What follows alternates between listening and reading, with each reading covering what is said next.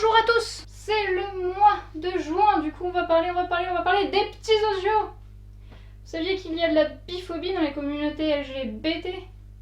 Ah on les entend bien les petits osios, hein. On les entend bien.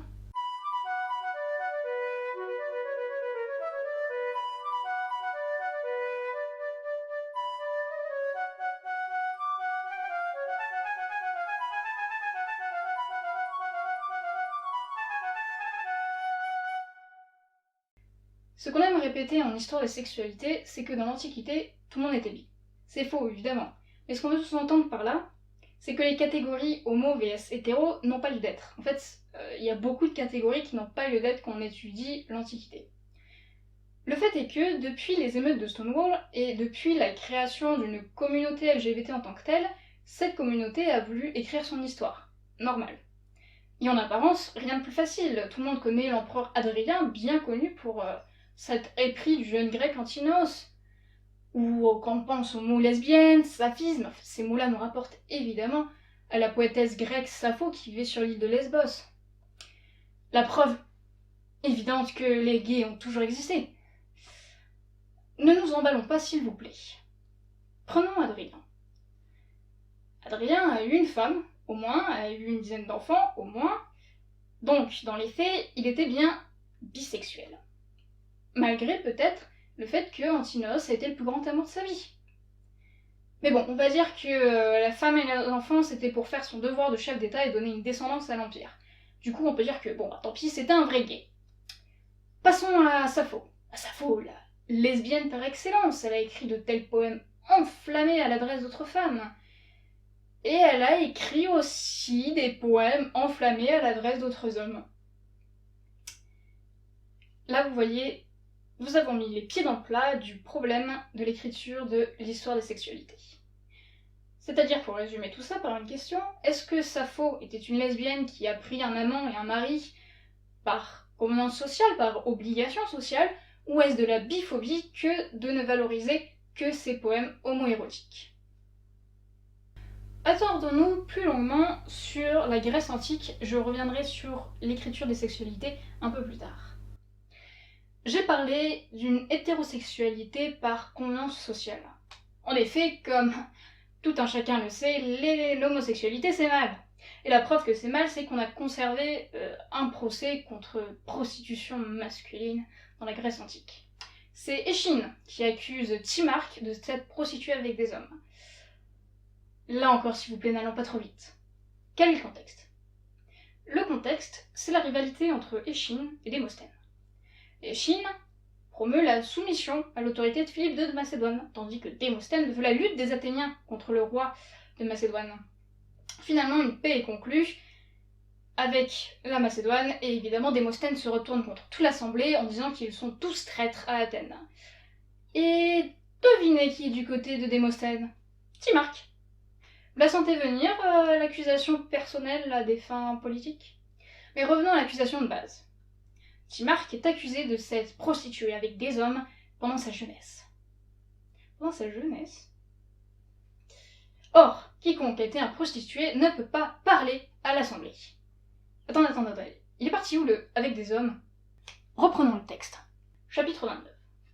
Il pensait qu'un homme qui s'est vendu et livré de lui-même se porterait sans peine avant les grands intérêts de la République. Mince, je parle pas du truc avec les hommes, vous savez. Bon, c'est pas grave, on n'a qu'à prendre un autre passage, le chapitre 110. C'est Pamphilos, un honnête citoyen qui parle. Ô Athéniens, un homme et une femme sont en train de vous voler 1000 drachmes. Et comme vous vous étonniez et demandiez de quel homme et de quelle femme il s'agissait, il répondit après quelques instants, vous ne voyez pas ce que je veux dire? L'homme aujourd'hui, c'est Aigésandros qui était la femme de Léodamas, et la femme, c'est Timarque que vous voyez là. Pourquoi ils ont traité Timarque de femme? Concluons cette affaire si vous le voulez bien. En tant que telle, la prostitution n'est pas interdite à un citoyen, serait-ce avec des hommes. En revanche, cette prostitution entraîne l'impossibilité, plus tard, d'acquérir une charge publique, parce qu'on considère que du coup le citoyen n'est pas fiable.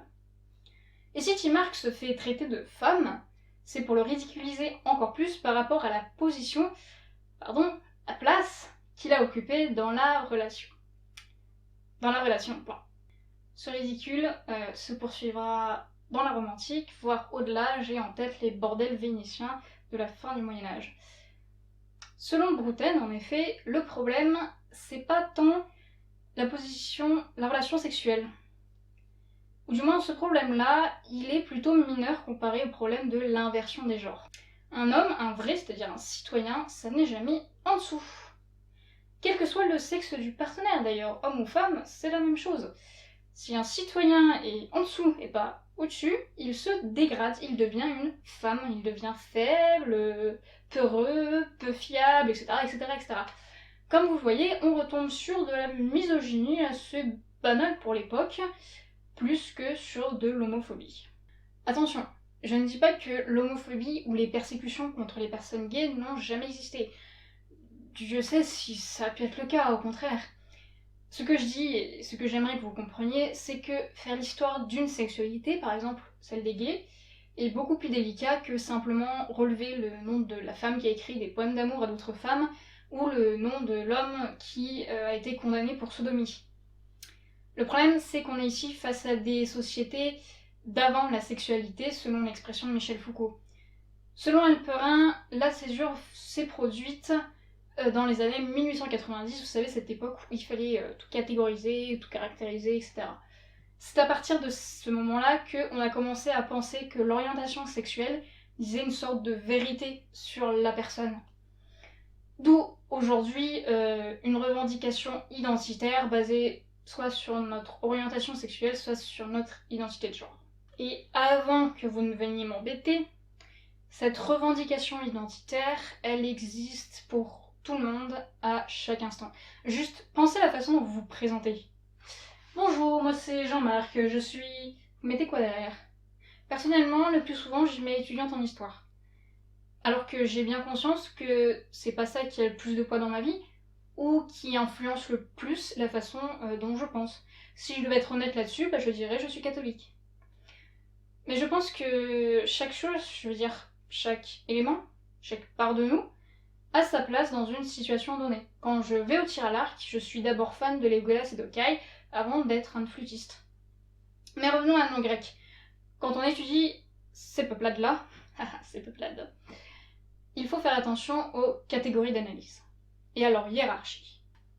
En Grèce antique, la première catégorie, la division de la société la plus importante, c'est entre les libres et les non-libres.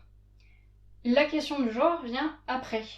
C'est-à-dire qu'une femme libre aura beaucoup plus en commun avec un homme libre qu'avec une femme non libre, et elle sera beaucoup plus encline à aider le premier que la seconde. La richesse aussi passe souvent avant la question du genre. Ce qui passe après, en revanche, c'est la question de la sexualité. De fait, autre exemple, si on veut étudier la possibilité qu'il y ait pu y avoir une communauté gay ou lesbienne à cette époque-là. Pour les femmes, par exemple, on peut étudier les réseaux d'entraide féminins. L'inconvénient, c'est que la question du genre passe avant celle de la sexualité. Ces femmes, dans ces réseaux-là, vont se représenter dans des situations où elles sont très sensuelles les unes avec les autres. Mais c'est parce que cela fait partie de la définition du genre femme. Une femme est par définition dans son genre sensuel. Par conséquent, on ne peut pas dire que ces réseaux seraient des communautés cachées de lesbiennes. Ouais, encore là, je vous parle pas de tout ce qui est étude culturelle du geste ou de sémantique. Hein. Si vous voyez pas ce que je veux dire, allez faire la bise à un Américain ou un Japonais.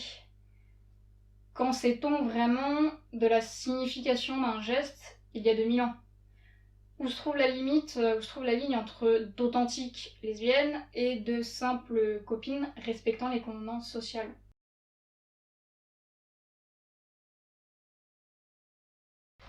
Allez, c'est bon, c'est fini pour aujourd'hui. Si ça vous intéresse, vous retrouverez le script de l'épisode ainsi que quelques autres pistes de réflexion sur mon blog. Et si j'ai un dernier conseil à donner, valable pour tous, c'est de ne pas préjuger de la sexualité d'un de nos ancêtres. On n'en sait rien. D'un côté comme de l'autre. Dès lors, interdire à une lesbienne de s'identifier à Sappho parce que ce serait de la biphobie n'a pas plus de sens que de penser qu'il n'y avait pas de gays ou de lesbiennes jusqu'à il y a 50 ans. Ce que je pense, c'est que si on veut s'identifier à quelqu'un, il faut d'abord se demander pourquoi. Sappho a écrit de très belles poésies décrivant son amour envers une femme, même plusieurs.